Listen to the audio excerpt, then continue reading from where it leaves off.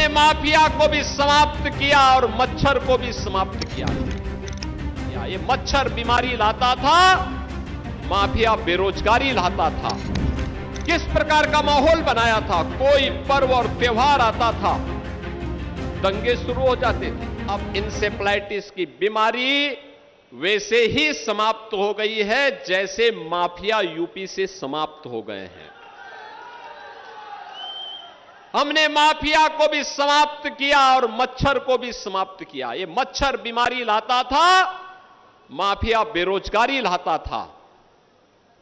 बीमारी और बेरोजगारी दोनों की समस्या का समाधान करके आज यूपी में जब कोई नौकरी निकलती है और सिलेक्शन होता है तो हमारे कुशीनगर के नौजवान भी नियुक्ति पत्र प्राप्त करने के लिए आते हैं, क्योंकि मैं हर नियुक्ति पत्र अपने हाथ से देता हूं, पूरी सूची मंगाता हूं, देखता हूं वे कुशीनगर का भी कोई नौजवान आया है कि नहीं आया है।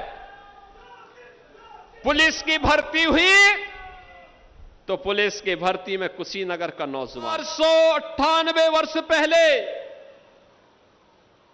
वर्ष दर वर्ष बीतते गए, कई दशक बीत गए, कई पीढ़ियां बीत गई, कई युग बीत गए, लोग लड़ते गए, पूरा देश की भावनाएं जुड़ी थी। लेकिन अयोध्या में राम मंदिर निर्माण के कार्यक्रम को गति तब मिल पाई जब डबल इंजन की भाजपा की सरकार बन पाई। आप याद करो ना, कांग्रेस आजादी के बाद चाहती तो बन सकती थी, कांग्रेस ने नहीं बनने दिया। समाजवादी पार्टी घोषित रामद्रोही है, वो नहीं बनने देना चाहती थी। ये लोग लगातार बाधा पैदा कर रहे थे, लेकिन हम लोगों का संकल्प था, जो राम भक्तों ने उद्घोष किया था कि रामलला हम आएंगे, मंदिर वहीं बनाएंगे। बहनों और भाइयों, आज अयोध्या में भगवान राम का भव्य मंदिर का निर्माण हो गया है। अब कोई भी अयोध्या जाता है, आज से 10 वर्ष पहले गया होगा और आज की अयोध्या को देखेगा, पहचान नहीं पाएगा। क्या परिवर्तन हो गया है, कितना भव्य हो गई है अयोध्या। आधुनिक अयोध्या त्रेता युग का स्मरण कराती है और भगवान राम का आशीर्वाद आपको प्राप्त हो रहा होगा, इसलिए कि भगवान राम की कृपा से आपने कमल का बटन दबाया, भाजपा और सहयोगी दलों के विधायकों को चुनाव जिता करके भेजा। आपके कुशीनगर में ही, ये फाजिल नगर विधानसभा में तो मुझे कई बार आना पड़ा था, और कसियां विधानसभा में भी कई बार मैं आया था। जब भूख से मुसहरों की मौत होती थी तो मैं वहां पर हालचाल लेने के लिए जरूर आता था। भूख से मौत आज से 9 वर्ष पहले की सच्चाई कुशीनगर की थी।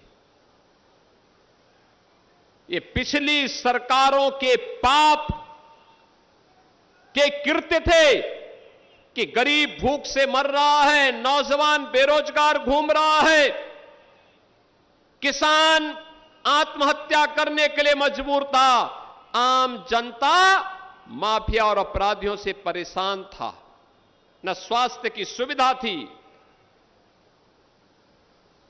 न शिक्षा की उत्तम व्यवस्था थी।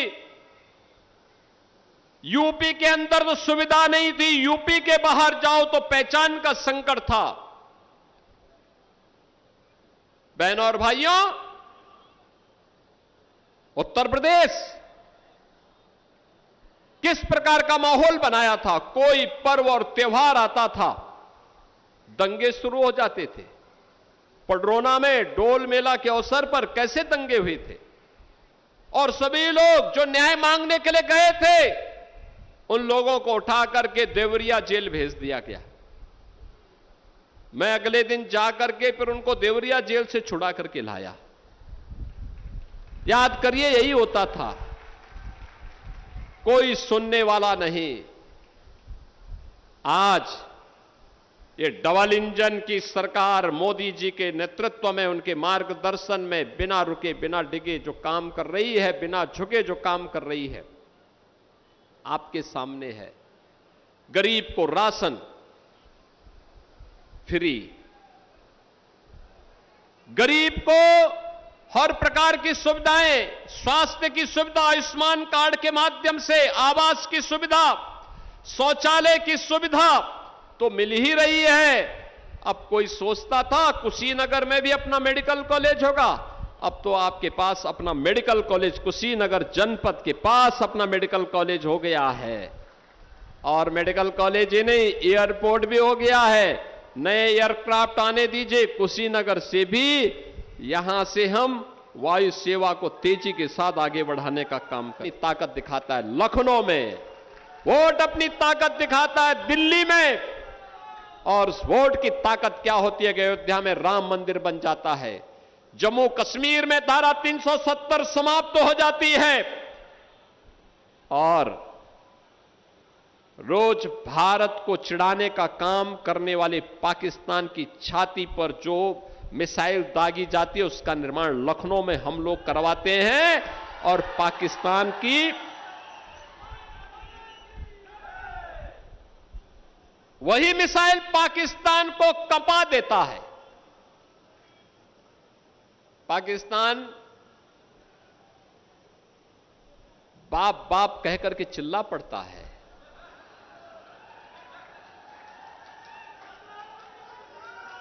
क्योंकि ब्रह्मोस मिसाइल की कोई कार्ड दुनिया के पास नहीं है, और ये लखनऊ में बन रही है। लखनऊ में पिछली सरकारें देखो क्या करती थी, कट्टा और बम बनाती थी निर्दोष लोगों को लूटने के लिए, व्यापारियों को लूटने के लिए, बेटियों की सुरक्षा में सेंध लगाती थी।